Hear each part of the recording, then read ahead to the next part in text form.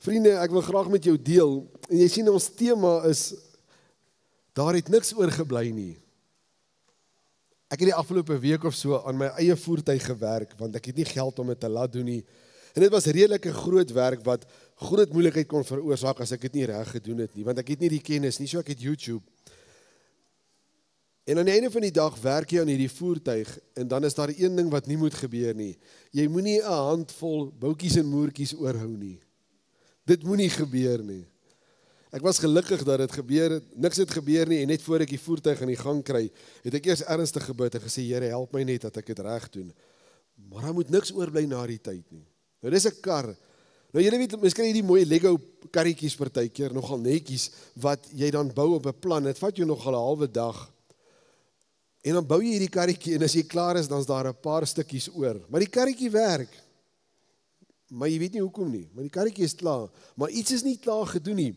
Of jy kry 'n nuwe wasmasjien, en dan sekere goed om aan mekaar te sit, of 'n stofsuier met allerlei ekstra parte, maar hy werk sonder hierdie parte, en jy weet nie hoekom nie. Want daar's parte in jou hand. Jy weet in jou hart, dis nie afgehandel nie. Jy weet in jou hart, hierdie ding is nie heeltemal reg nie, maar partykeer bly ons stil, nee manne, ons gee maar die stofsuier aan, laat hy maar gaan werk. Maar min weet ons, ergens gaan iets verkeerd gaan. Selfde met jou kar, iets gaan verkeerd gaan, want ek het nie 100% afgehandel wat moes gebeur het nie. En dan steek ek dit partykeer weg. En dit is seker een van ons grootste uitdagings as kinders van God, as dit by die Here Jesus kom en afgehandel. Ons is geneig om soveel keer, wanneer ons met die Here te doen het, voel maar, alles is nog nie afgehandel nie. Daar's dalk nog boutjies en moertjies wat oorgebly het, die Here moet nog iets doen.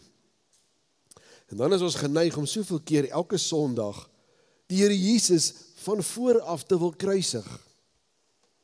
Asof Jesus nou weer Sondag vir Sondag aan die kruis moet hang, want ek het hierdie week verkeerd gedoen.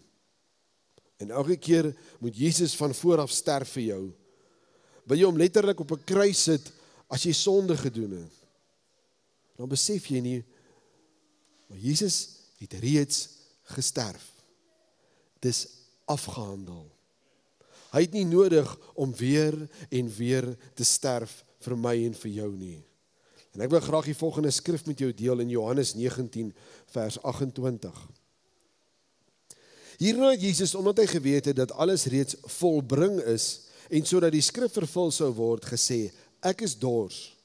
Daar het 'n kruik vol suurwyn gestaan. Hulle het toe 'n spons vol suurwyn op 'n marjolyntak en bring dit na sy mond.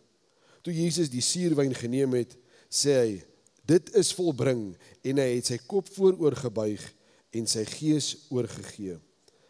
Jy gaan sien in die 2020 vertaling praat van 'n marjolyntakkie. Ons ken die ou woord en dis meer in die volksmond hierop wat gebruik is. Maar kom ons begin en ons kyk na 'n paar goed hierso, want wat het hier gebeur?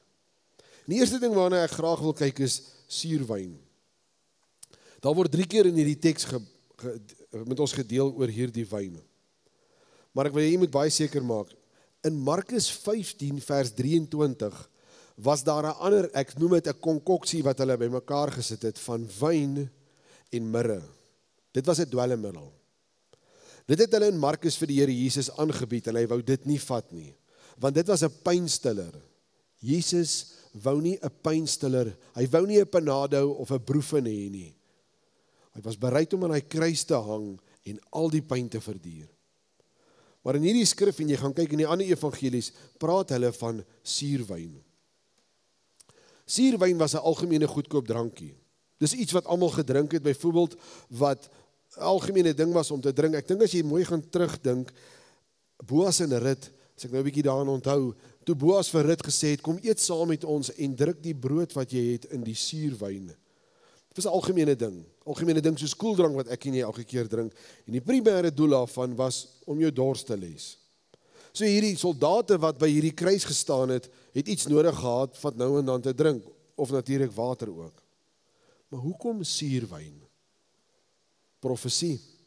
Psalm 69 vers 12 sê, hulle het my gaal gegee om te eet, en vir my dors het hulle vir my suurwyn laat drink. Dis 'n profesie, Here Jesus sê daar, Dis tyd vir sy profesie om vervul te word. Maar dan is daar 'n wonderlike ding, God dink aan alles. Dit was daar om Jesus se mond nat te maak. Dink jouself aan, as daar 'n paar uur in jou lewe oor is, jy het 'n kruis gedra, niemand het vir jou 'n watertjie langs die pad gegee, daar was nie 'n stopplek nie, jy's gegeesel, al die goed is jy deur, jy hang in 'n kruis, jou mond is droog, jy voel op 'n baie slegte plek. Here Jesus het suurwyn gekry, sodat hy kon praat. Want dis waaroor dit alles gegaan het. Want Jesus moes iets sê, wat baie belangrik is. Dis waarom hy die suurwyn gekry het. En dis waarom hy dit gevat het ook, om dit in sy mond te hê, sodat hy kan praat. Dit bring my die volgende gedeelte, die woorde volbring.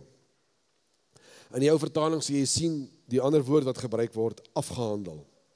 Hierdie woord word op 2 maniere gebruik. Die eerste ene is, waar Johannes self skryf, maar dit is nou tyd vir hom om dinge te volbring. So Johannes staan van buite en hy skryf, die tyd het nou aangebreek vir dinge om te gebeur, om verby te gaan. Dis nou tyd daarvoor. Hy het geweet, Jesus se tyd op aarde, sy lewe, sy bediening, alles waarmee hy te doen het, is volbring. Dis nou tyd om klaar te maak. Dan die tweede gedeelte in ons teks is waar Jesus self hierdie woorde gebruik en nou sê hy self, dit is volbring. En hy gee sy gees oor. Nou luister baie mooi, hierheen is verniet, gaan jou nie geld kos nie. Jesus gee sy gees oor. Nou as jy gaan kyk in die Bybel, is dit 'n klein lettertjie. Dis nie die Heilige Gees nie. Ek en jy het ook 'n geesmens binne in ons. Dis waarom ons 'n gees het. Dis wie en wat ons is. God het lewe in ons ingeblaas.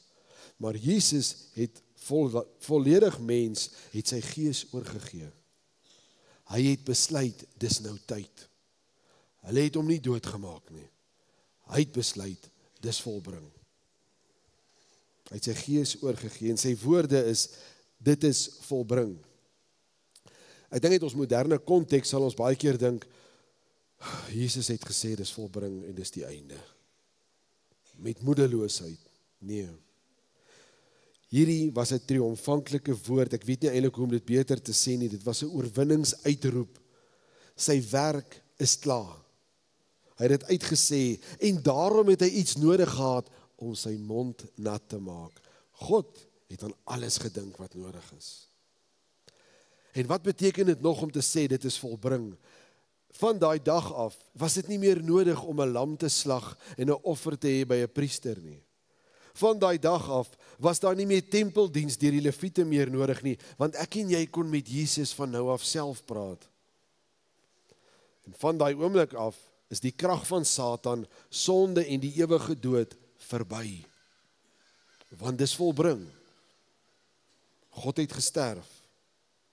Dit alles met my en jou te doen. Romeine 5 vers 8 sê, God bewys egter sy liefde vir ons daarin, dat Jesus vir ons gesterf het, toe ons nog sondaars was, hoor die mooi woord, gesterf het, sondaars was, verlede tyd.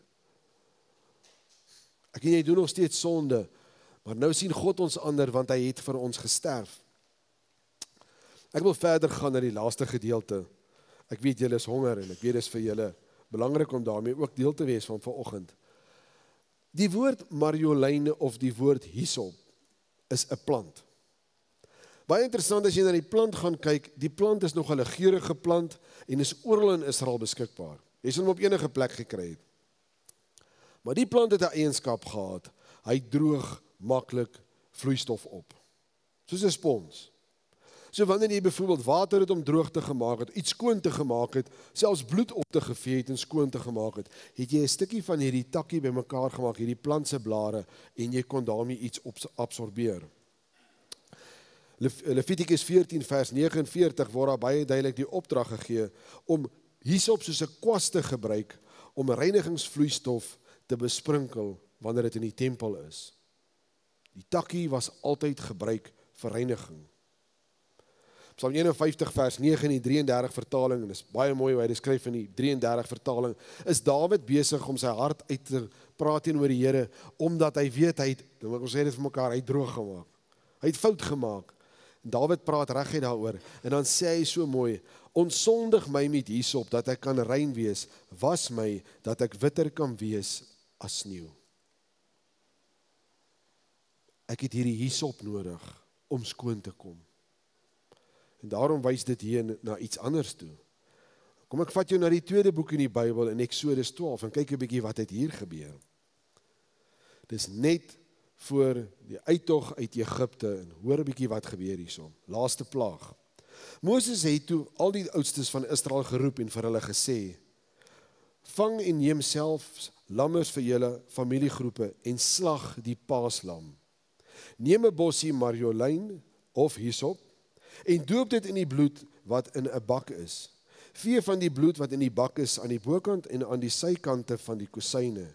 En wat julle betref, niemand mag by die deur van sy huis uitgaan tot die volgende oggend nie.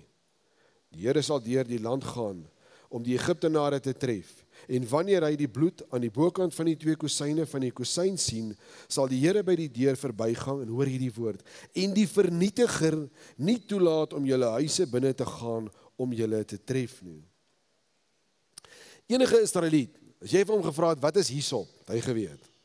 Hy het geweet, jare gelede, toe ons uit Egipte uitgetrek het ons hysop nodig gehad om die bloed aan te verf. Het hom dadelik teruggevat soontoe. Die paaslam se bloed moes aan 'n stuk hout gewees het, want dan sal die vernietiger verbygaan. Hy sal nie meer daar wees nie. Israel word beskerm. Here Jesus hang aan die kruis vir my en jou, en daar is weer hysop wat betrokke is. Marjolyn is nodig om iets skoon te maak. Vanoggend sit ek en jy aan 'n tafel.